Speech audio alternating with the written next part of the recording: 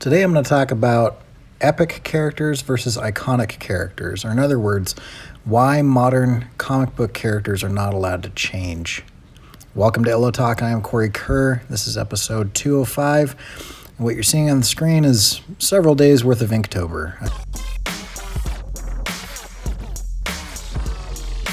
So many people have related modern comic book characters from DC and Marvel to Greek, Roman, Norse pantheons. They're kind of the gods of our time, culturally, whatnot.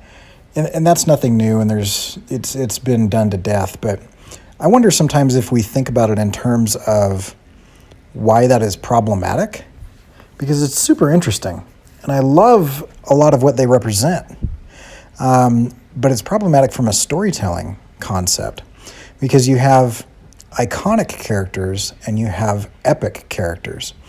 I was listening to the Writing Excuses podcast with Brandon Sanderson and others, and they had this podcast where they talked about iconic and epic characters, and it got me thinking about when I was studying a lot about Greek history and ancient Greece way back in the day. And the reason that we know anything about their myths and their pantheon is because they had a festival every year. Every year they had a festival where the tragedians, the people that wrote Greek tragedies, would get together, the poets, and they would present these plays. There was a contest. They were paid, semi-state funded, and they would present these plays. And there were certain rules to these presentations, in that they viewed the gods in a different way than we view them. We often, when people study ancient Greece, we often will ask things like, did they believe that Zeus was real? Did they believe that, that Hercules was real? And that's an interesting question because they didn't think of it that way. For example, Aphrodite represented, love, eros, that type of thing. And Zeus and others represented specific things. They were personifications of principles. They were personifications of forces of nature. They were personifications of deep-seated pieces of the human psyche. And so when you asked somebody if they were real or not, it was difficult to answer because it's like gravity. I expect gravity to exist. And if I were an ancient person in Greece back then, I would personify gravity as a force, but also as a person who acted. And if you look at the way that the Iliad and the Odyssey are written, you can see that it's difficult to imagine what the poet was visualizing at the time, because there are times that he's talking about the gods and they walk and talk and eat and have sex and do things that human beings do, but then there are also times that he's referring to those same gods, and they are not anthropomorphized as people. They are forces. They are things that possess. Ares would go in and he would possess someone, and they would go into a berserker rage. They would be blessed by the god through possession and that type of thing. Anyway, all of this is to say there were certain rules that those poets had to follow. And those rules were, there was an accepted set of limitations or boundaries or expected personality traits and behaviors and storylines that each of those players had to play, the heroes and the gods. You wouldn't go in and all of a sudden say that Odysseus was stupid or unintelligent or whatever. Now, you could change a little bit about that story to make him more or less cruel or to make him more or less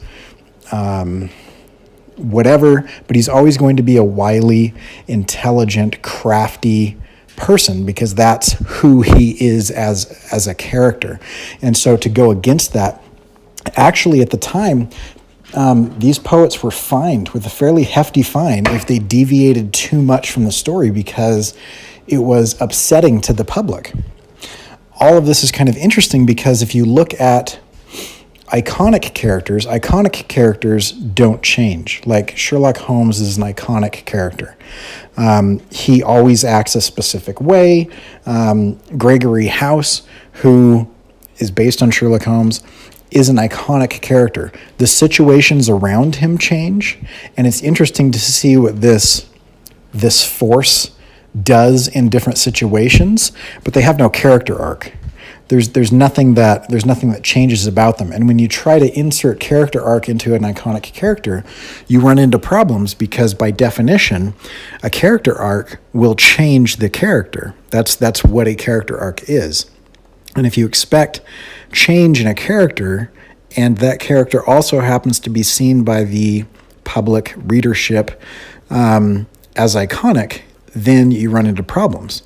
An epic character is a larger-than-life character, and they can and do, by definition, have major story arcs. They have major personality arcs. They have major character arcs where lots of things change about them, and they might be facing things that change or things that are fixed.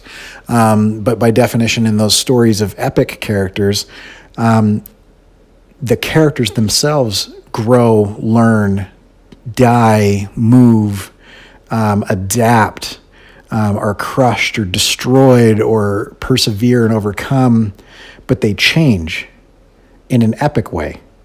Whereas iconic characters don't change. And so, for example, this is something that happens over and over and over again. Spider-Man represents teenage angst, represents somebody coming into their own and, these new powers that come with your body changing and puberty and all of that. This great responsibility that all of a sudden you have of growing into manhood, coupled with the fact that you really don't know what you're doing and you tend to bungle things up and mess things up and whatever, right? It's this teenage angst, woe is me, everything is wrong, all of this responsibility, and I don't know what to do with it. And I'm sure lots of people would add, subtract, or disagree with that, but let's just say that that's an accepted definition of Spider-Man.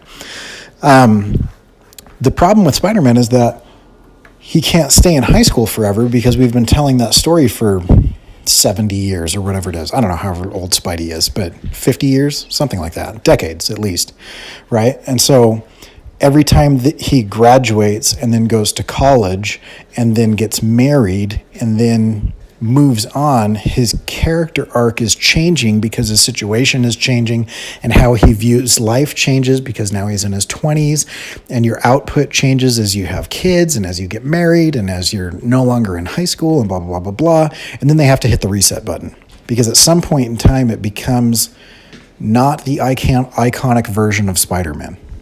And so a lot of cool things have happened with that. Like I love the Spider-Verse. I love the everything that's going on around that. And we've got a bunch of different versions of Spider-Man and different dimensions and whatever. And that's all fun. But they have to do that because he's an iconic character that represents a specific time in someone's life and is a force more so than a person.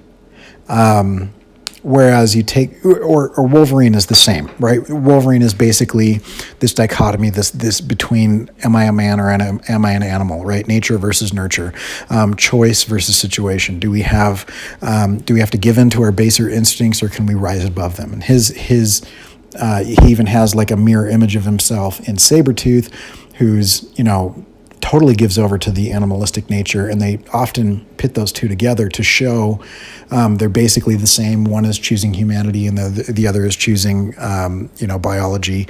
And they do that a lot. The Joker and Batman are basically the same, except one is choosing rigid rule of law, the other one is choosing chaos, but they're both relatively the same. That's kind of an interesting thing. In any case, it's interesting to see what the public does when these characters change, because they're iconic. They've become integrated into the society in which we live. And you can make minor changes, just like the Greek poets could make minor changes, minor additions. But if they go too far, then it becomes problematic and everybody revolts and you have to reset. And that poet is punished or whatever. It's just kind of an interesting thing. And one of the main reasons why, while I enjoy Marvel and DC comics, I do like them, indie comics are really interesting. And that's why something like Robert Kirkman, Cory Walker, and Ryan Ottley's Invincible is a phenomenal piece of work, because they told that story for more than a decade. But everybody changed. They grew, they changed. It wasn't based on iconic, it was based on epic. And it was epic changes, almost as a Watchmen level critique and satire, but also love letter to the superhero icons that that they had kind of grown up with and that we've all grown up with. And it's really interesting. And it ended. It came to a conclusion. The story had an end.